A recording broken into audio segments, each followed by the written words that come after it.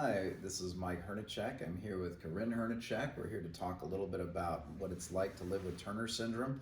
Corinne is my 19-and-a-half-year-old daughter. She was diagnosed with Turner syndrome at birth, and she has undergone a lot of challenges and overcome a lot of obstacles in the course of her life.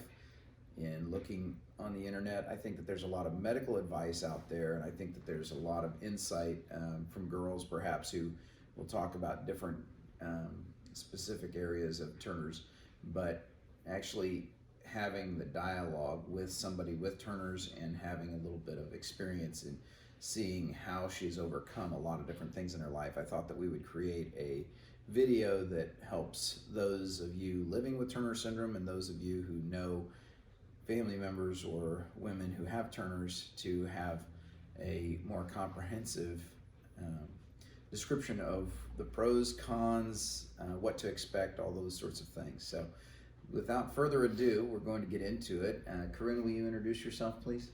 Hi, I'm Corinne. Like you said, I'm his daughter. I'm 19. I have Turner syndrome. Also the older sister of some siblings.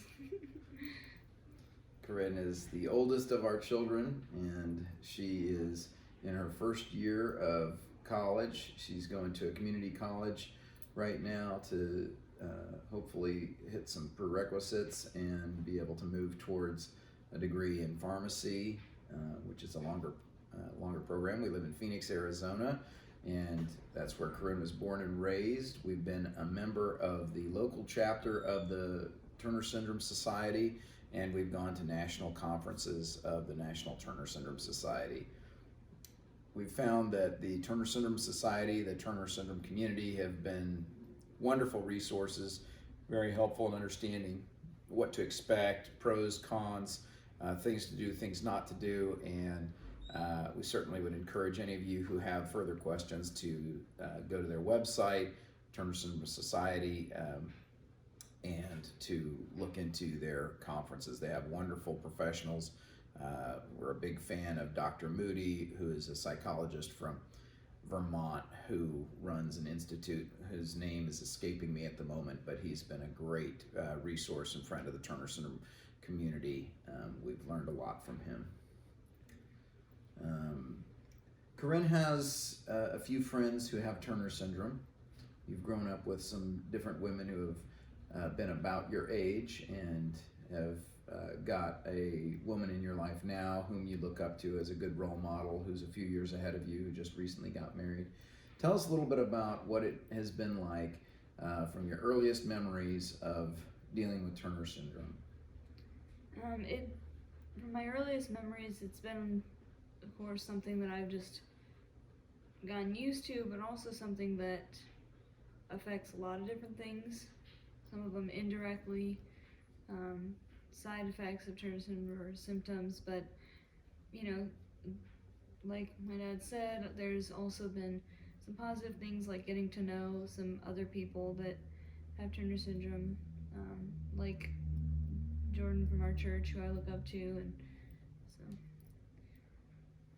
Well, let me back up a little bit. We'll talk a little bit about the medical, but again, we're not trying to put together a medical video so much as more of a what is life like sort of video, but just some of the basics about Turner syndrome. It occurs in 1 out of every 2,000 women. Most Turner's babies do not make it to term, and therefore we look at Corinne, like so many people look at their Turner's daughters, as a miracle that you even made it and are alive, because when you're born with Turner syndrome, you have one fewer pair of your chromosomes that determine your sex trait. And there are two types of Turner syndrome. One of them is the hybrid or mosaic, where you have an X chromosome and part of another chromosome.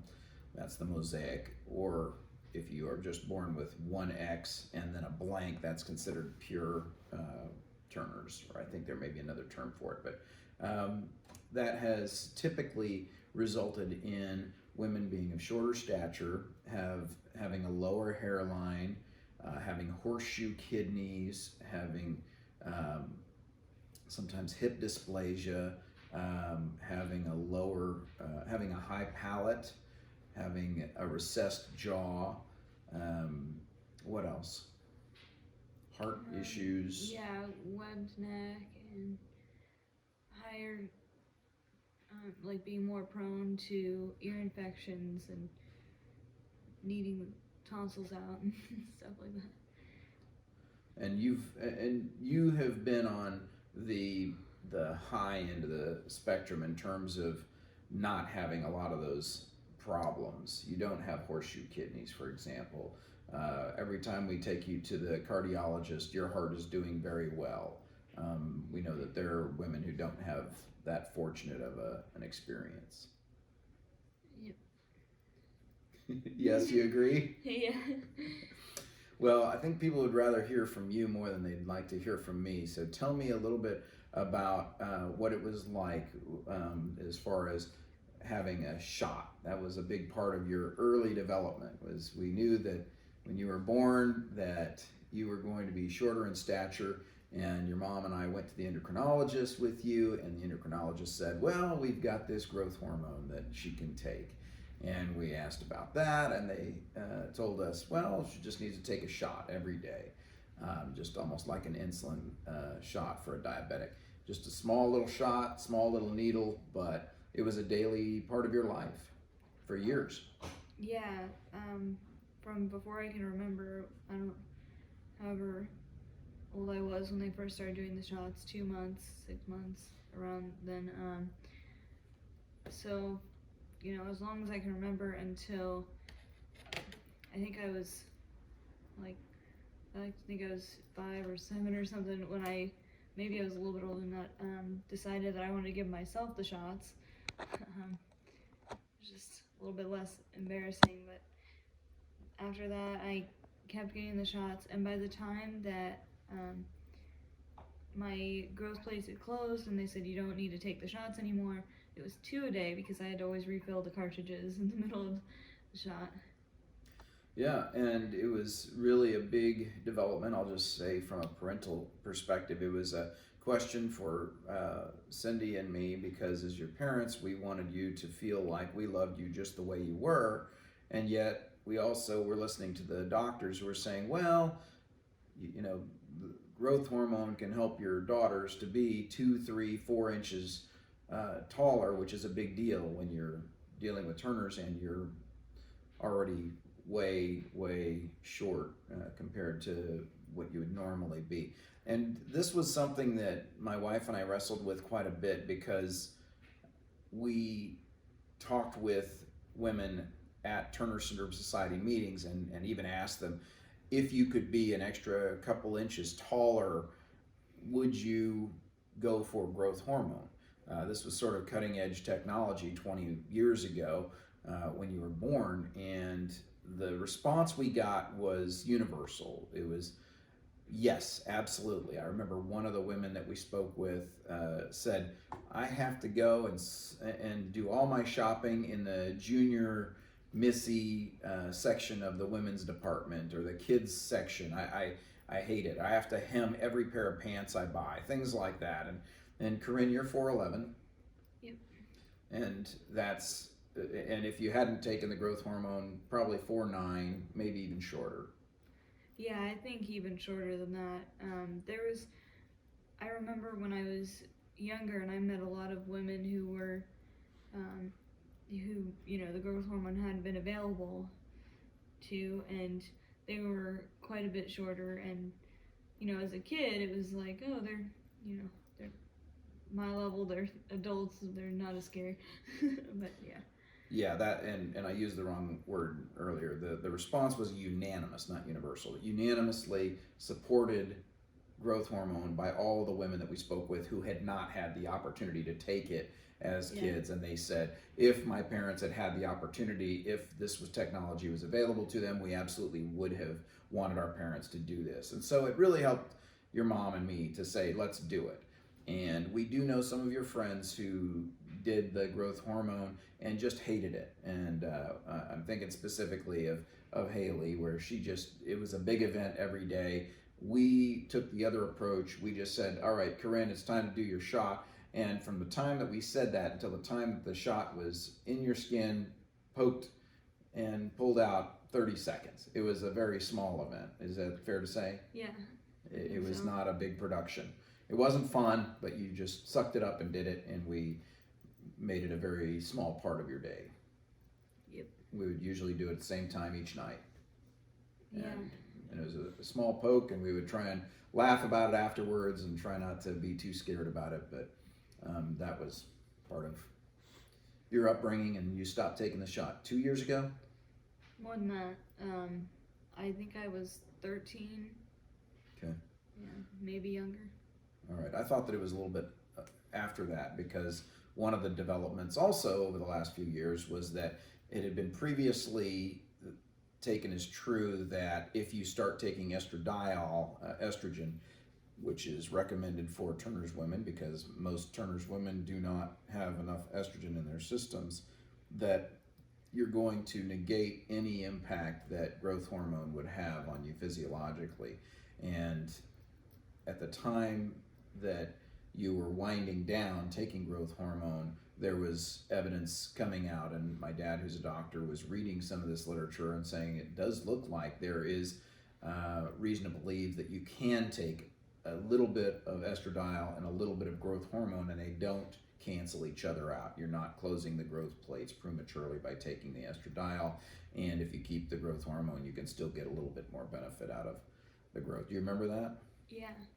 And so you did actually take estradiol and growth hormone at the same time for a period. Yeah, I think for 3 years, from when I was like 10 to 13. Okay. It was both. Okay. And you still take estradiol now. Yep. And that's been something that the doctors have worked with in terms of too much, too little, trying to make sure that you have as normal of an experience as you can. But we have seen when you have too much estrogen, just incredible anxiety and mood issues. And what do we see when you don't have enough, when the dosages are too low? That was what, over COVID, that summer. That was what that was. Okay. When I had gone a while without it, that was what it looked like, was just acting crazy. Okay, well, you're seeming very well put together and reserved and well spoken today. Tell people what the hardest thing about having Turner's is.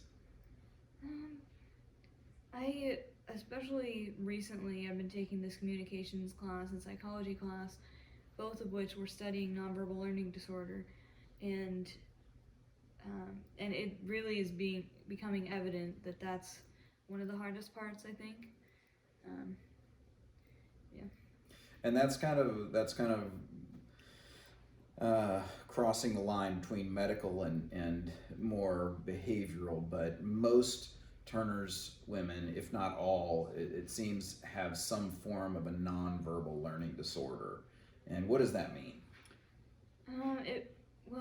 What I had read when I was younger was that it means the two sides of the brain are not connected.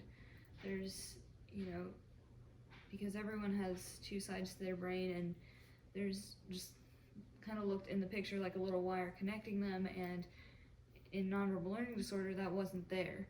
And so the two sides of the brain were not communicating, they were not connecting the nonverbal with the verbal, so just missing a lot of those cues, having that social barrier. And that is not just a nonverbal learning disorder, there's also just a difficulty recognizing people's facial expressions. Is that fair? Yeah, that was the other thing, just picking up on those cues and recognizing, like you said, the facial expressions, even, tone of voice versus just straight verbal communication, all the nuances. Okay. I think you've got a great sense of humor. I think I've got a great sense of humor. We joke around a lot, but I think that that's largely helped you because just by listening to people's voice, perhaps you can have an easier time telling, is this sarcastic? Is it honest? that sort of a thing, because when you look at someone's face, it's difficult to tell. Like, you honestly have a hard time telling if I'm happy or if I'm angry or if I'm just mellow, things like that. It can be difficult for you, but you know when somebody is smiling, that generally means that they're happy. But you know, in high school, I think that that was a challenge because so many of your classmates would perhaps be smiling but saying sarcastic things, and that might have gone over your head.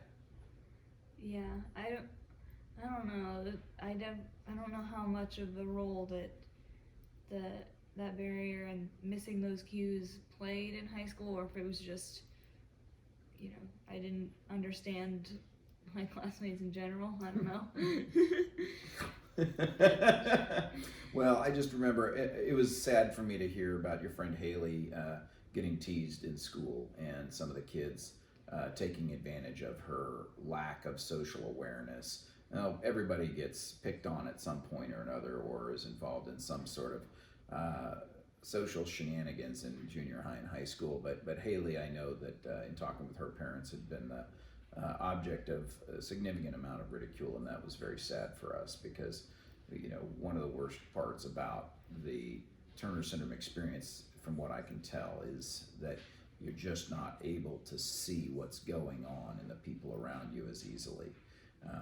And the other piece of it that's fascinating to me is that you have a tremendous memory, and I don't know if you find that to be true with your with other Turner's women that you've been around, but you can be looking out into space, looking someplace completely other than at a teacher or at a lecturer or at somebody speaking at church, and yet even though your eyes are, you know, seemingly somewhere else, your attention is absolutely on what is being said, because you can repeat and regurgitate what was said almost verbatim on many occasions.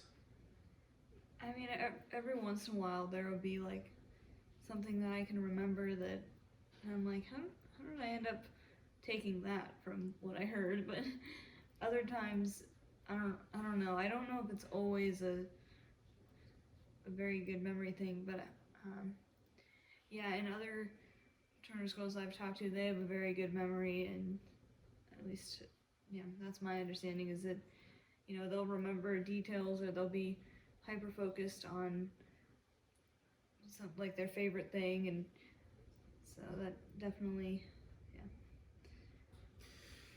Well, this is our first video that we're putting out on the internet, and we'd like to have this be more of an ongoing discussion, not every day, but maybe once a month, or perhaps more often, maybe less often. We want to just check in with you and see how you're doing, and find out about what is life like for you right now. And I do want to go ahead and dig into a little bit of, right now you have recently graduated from high school. That was in the spring of 2022, and you are starting your second semester of community college. You're doing a lot of quote unquote adulting now. What are some of the things that you're doing as an adult that you had questions about before you started doing them? Well, Granny was just reminding me the other day that there was a lot of questions about that, about, you know, what are the things that we need to worry about with driving with Turner syndrome, and so I had done a driving school and taken lessons and practiced, but yeah, it was definitely, I didn't even realize how much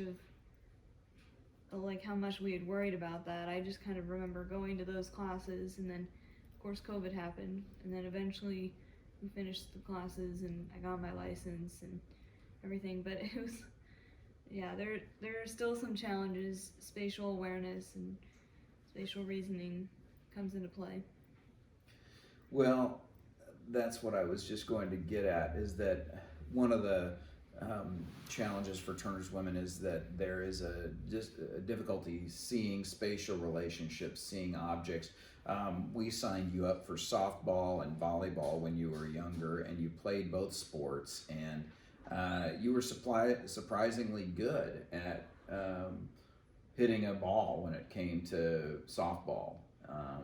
You actually played catcher for your team, so you're able to get the ball and turn it around and throw it and hit well. Volleyball was harder, I think, in terms of being able to hit the ball when it was coming at you, but you had a great serve, and ultimately you were able to ride a bike well, and you were able to get around in the car when we were doing driving lessons and practicing in parking lots and things like that. But you're living in a city of 6 million in the metropolitan area, and you're on the road, but you're almost always driving a big yellow truck. Yep. And that's by design. It's not coincidence. We got that with, at least we had you driving that partially because we knew that there were going to be challenges with driving, and because we wanted people to be able to see you coming, and you feel reasonably comfortable driving now? Yeah. What's the longest distance that you feel comfortable driving? Well, I mean, I drove to Chandler, and then the other direction I drove out to Moon Valley, but I felt comfortable driving those distances. A lot of times you'll take surface streets as opposed to the highway. Well, sometimes, but I think while I was working at OSR, I had driven out there, and Mom didn't want me taking the highway, and so I hadn't been. But you told me I could, and I took the highway home, and I kind of just have been taking the highway since then. Not all the time, but yeah. But that's been a really big development, right? You driving yourself to work, driving yourself to school, driving yourself to friends' houses. There are many Turner's women who never drive. They have really, really big challenges, and we've known Turner's women who have had terrible car accidents. And so even for Mom and me, the question was, is Corinne going to be in a position to drive? And we wanted you to be able to drive even if you didn't choose to do it much. And that's why we had you get your license and had you take the driving school and things. But for the most part, you've had very few unfortunate driving incidences, but it's still a concern. We're still extra careful. When you're driving, you're typically in the slow lane, you're typically taking lots of extra time, signaling, things like that, right? Yeah. Pretty attentive. So I didn't want to make the video all about driving, but that's one of the things that a lot of Turner's women just say, oh, I'm never going to drive, or their husbands or their fathers or people in their lives say, that's a real big concern. You might want to consider holding off on that. Talk to us a little bit about what it's been like doing college. Doing college, I mean, it's in some ways it's less of an adjustment than I thought. It's still like from high school. Of course, it's more independent work and less class time every week, but in other ways it's definitely a challenge. Some of the harder classes that I've been working on, like chemistry and math and stuff, have there's been a lot to learn, but with all of the work that I've been doing, I definitely have tried to overcome some of those challenges. Okay. You are a hard worker. In fact, you had a reputation in high school for, being the hardest working kid in your class. You like to study. You like to get the answers. You like to know what you're doing. You like to learn new words, learn new concepts. Would you say that you really enjoy being a student? Yeah. You were thinking about being a nurse at one time. Yep. Can you talk a little bit about that? Yeah. At first, I had wanted to be a vet, and my dad would tease me because I'd wanted to be a vet since I was very little. Even before I could speak very well, I pronounced it vegetarian instead of veterinarian. So they would tease me that I wanted to be a vegetarian when I grew up, but Yeah, I ended up wanting to be a nurse.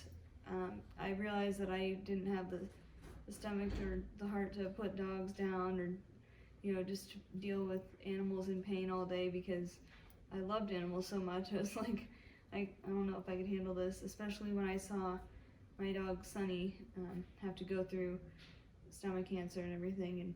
And so then I wanted to be a nurse. And I, I don't know exactly what had got me excited about that. Well, I think it was our neighbor that was a nurse, and he had given me some ideas about what it was like and some of the different like paths that you can go down as a nurse. And eventually, I worked in a nursing home and decided that nursing was not um, something that it was not what I thought it was, and it wasn't something I could see myself doing for a long time. Even though I have a lot of respect for some nurses, you know, I definitely didn't want to just be charting all day, and so then I decided on to study pharmacy, and that's where I am. I mean, there was a brief time where I worked at a physical therapy um, place, but I wasn't. I don't think that was my ambition was to become a physical therapist either. But my cousin Lee is a pharmacist up in Wyoming. You got to talk with him on the phone and talk about the pros and cons and learned a little bit more about it. And whereas with nursing, you really do need to be able to have pretty nuanced social interacting skills to be able to read when people are in pain. Is this a big deal? Is it not a big deal? You know, I've got a dozen patients to deal with, and I've got to deal with other nurses and doctors and things. Whereas that can be a pretty complex social environment to operate in. We're thinking that pharmacy might be a good fit because you're good at math and science, and maybe having you work on discrete questions about, okay, does this medicine jive with this other medicine? Does it not? Those sorts of questions may be a little bit easier for you to handle, and there won't be as many complex social interactions in that field. Is that fair? Yeah. I mean, I don't know exactly what pharmacy is going to be like, but from what I read and talked to other pharmacists about, I think it'll be a better environment. Yeah, and our friend Lindsay works over at the VA as a pharmacist. Did you get to talk to her? No. Okay. Not yet. Well, we're obviously just at the beginning of college, and so you'll have some time to figure things out. But so far, you've been able to maintain a great GPA and maintain your honors scholarship, and you're enjoying school reasonably well, right? Yeah. Okay, you're living at home. We've given you the choice of moving out, and you've decided that you'd like to stay home. You've got 3 younger siblings here. Tell us about your relationship with your siblings. My relationship with my siblings is, I think we're pretty close. I have a brother who's 17, and even though we fought a lot, we also have through a lot together and been pretty close. And then I have a 13-year-old sister that, we adopted her in 2017, I think, and we've been very close. We've shared a room even before then. We've known her since she was 4, and so almost 10 years. And there's definitely a lot of times where I'm just grateful to get to talk to her. And then Renee is my other brother. He just turned 12, and so I'm pretty close with him. There's a lot of things that we appreciate. We both like the same karate TV show and music and Skillet, and so but yeah, each of my siblings I have a different relationship with, and I'm really grateful for my siblings. What would you tell young women who are living with Turner syndrome and who are maybe going into junior high or high school and having difficulty connecting with other people, siblings, classmates, teachers, having difficulty handling the social interactions because they're faced with nonverbal learning disorder and or spatial recognition and or facial recognition sort of issues? I think I would tell them just to, you know, not see it as much of a challenge, but just be aware of that it's not going to be as easy as it is for other people, but that they can still build meaningful relationships and they can still interact with people socially and get the most out of their experience in junior high and high school. I ended up becoming close friends with some of my teachers and, you know, really focusing on school.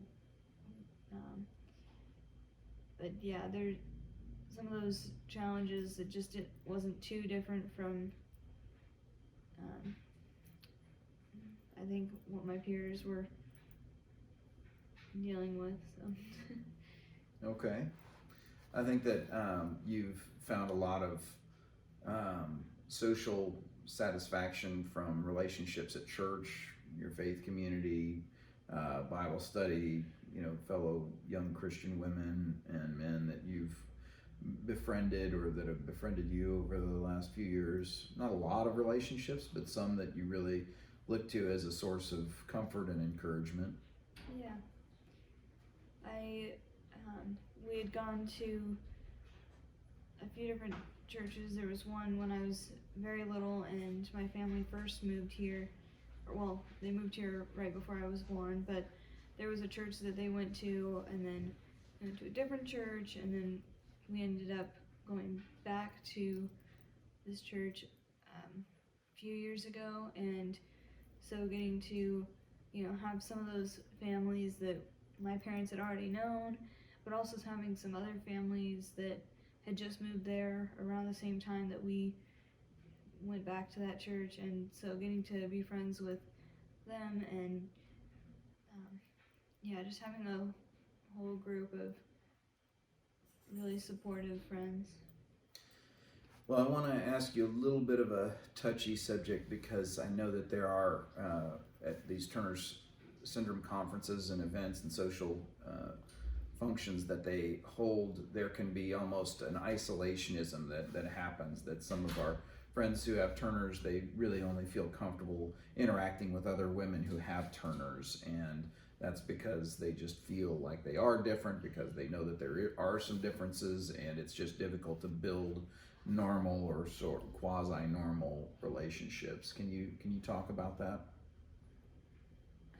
I have very vague memories of the Turner's conferences and of I mean, you're saying that they had a lot of isolated relationships where it was just with Turner's women, and I mean, I remember how difficult it was to find other people that were in our area, and we had one friend that I've stayed in contact with and been close with for years that we met at the first Turner's conference. But I didn't realize that they were saying that, or that there was a culture of just being friends with Turner's girls, or it's hard to communicate with other peers who are not dealing with the same things. Okay, well, let me put it to you this way. You've made comments in the past about, you know, some of your friends who have Turner's. You just think, well, I want to expand my horizons beyond just having Turner's friendships. Is that something you remember talking to me about? I don't remember that. Okay. All right. Well, I'll refresh your memory later. But can you tell us a little bit about what it's been like to deal with just expectations in our family? I mean, of course, we've got different kids, different ages and things, but one of the things that your mom and I have tried to do is have a consistent expectation that even if you've got Turner's, we still want you to be having the same expectation of doing chores, being responsible, things like that. How do you feel like that's gone? I think that has been interesting because as especially, I think it's less having different expectations because of Turner's. I think it's just being the oldest child. There was a lot that I thought, well, I better, I better live up to this expectation. And then when my siblings had that expectation, they were like, I don't feel like I want to live up to that. And then the expectation was different, not lower, but each of my siblings is dealing with different things, and so there's different reasonable ways to meet those expectations. But yeah, just I think being the oldest child and having Turner syndrome, um, I sometimes I set high expectations for myself, and sometimes I don't. But sometimes I can still just I have a different understanding of what the expectations are than my siblings do. Okay, fair enough.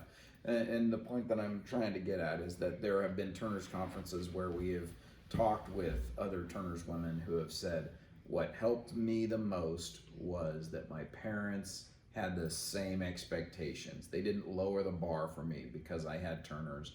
They didn't treat me, really differently than my siblings, even though I do have a challenge in my life that others don't have. Some of the women have provided us with that feedback, and it's really shaped the way that Mom and I have tried to ask you to push yourself a little harder and to overcome the difficulties, because I remember having conversations with you 15 years ago about saying, honey, you keep waiting for life to get easy, and it's just not going to be. The way that Dr. Moody has described Turner syndrome is that your brain is using double the sugar of a normal person's brain on an average day, and he analogized it to having a car accident, losing your job, and perhaps having a pet die all on the same day. That's the amount of stress going on in your head every day that is double what most of us deal with. And even though you've got this very pleasant demeanor right now, you're smiling, you're answering questions, calmly and things. Do you understand that difference? Do you feel like you do have that amount of pressure going on? Yeah. With regard to your brain and what you're trying to process every day.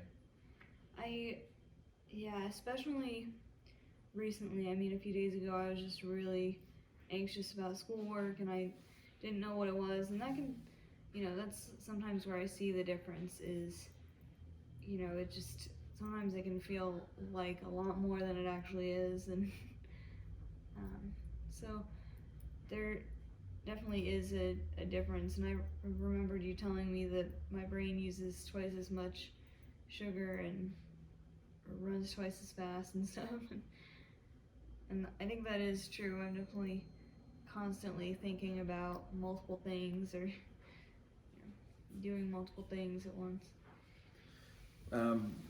Talk a little bit about physical fitness. This has been something that we've seen as a common experience. A lot of Turner's women, shorter in stature, they end up being overweight by not having a great physical regimen or physical fitness regimen, overeating, things like that. I know you have your own challenges that you're dealing with, but your mom and I have tried to have you involved in sports, whether it's riding bikes, playing volleyball, playing softball, doing cross country. I think that most recently you and Mom have been doing a pretty regular workout, doing some dance, Zumba dance, and other classes together. Can you tell people about what you have liked, what you have disliked, what you think has worked, what you think has not worked?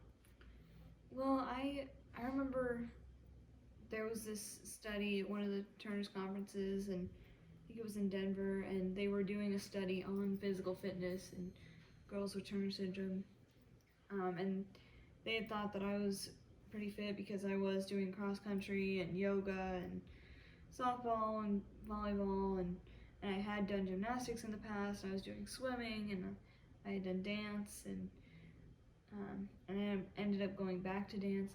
But it really, all of those different things helped me to get a taste for what exercises I like doing and what I don't. And, I've always struggled with overeating and not exercising enough, especially in recent years, or like I think a couple years before COVID and stuff, and then at COVID it got worse, um, and it especially because Turner's girls are at higher risk for type 2 diabetes and for heart problems, and I learned that at that same conference when I had met a couple of other girls that had Turner's, and they were overweight and they had type 2 diabetes, and they were telling me that was connected to Turner's, and I didn't know that. And um, but yeah, recently I've been like you said, doing Zumba, but also working out at the gym because it um, I just I had never really done New Year's resolutions, but this year it was like I might as well try to work out and see if it helps, and I ended up really liking working out. The more that I went to the gym, the more I wanted to go, and um, so yeah, I've been trying to do that regularly. Of course, my goal was every day, but they're closed 2 days a week, so so I've been doing it 4 or 5 days a week, and it's been really good. But I also feel like I want to do more, and of course, it's not just exercising; it's also eating and eating reasonable amounts of food and balanced within the food groups. Candy, candy cane, candy corn, syrup. From one of our favorite movies, Elf. Yep. Yeah. And it helps to have, as with anybody, it helps to have a workout partner. And Mom has largely been that workout partner for you. Yeah. So, great. Well, I want to talk just a little bit about the estrogen and the female elements of the Turner syndrome impact on your body. We were told very early that you just don't have ovaries, or that what used to be ovary is just effectively defunct. It's not workable. We do know that it is possible for some Turner's women to get pregnant, and those are typically, I believe, the mosaic. Is that right? I think so. And but the doctors had almost universally recommended against it because of the hurt problems that Turner's women face. It can just be overload for the heart in order to get pregnant and have a baby biologically and things. So we've always had discussions about there are lots of different ways to build a family, and even though your mom and I hope that at some point you'll consider marrying someone and having your own family, of course that's all going to be up to you and your decisions and things, but we have tried to demonstrate by adopting a couple of your siblings that there are ways to make your own family that don't necessarily require you biologically being pregnant and things like that. Is that something you feel comfortable talking about? Yeah, I mean, it would be different if I found it out later in life and it was a surprise, but it's always been, I don't know, just something that I heard and learned about, and missing ovaries, missing uterus, or if they were there, they're very small and crumpled, and so missing those things obviously doesn't have as much effect until I'm older, but it also is one of the reasons that I had to take the estrogen and replace the hormones that usually girls naturally have. But yeah, that's just part of Turner syndrome. Okay. One of the last things I want to just talk about is I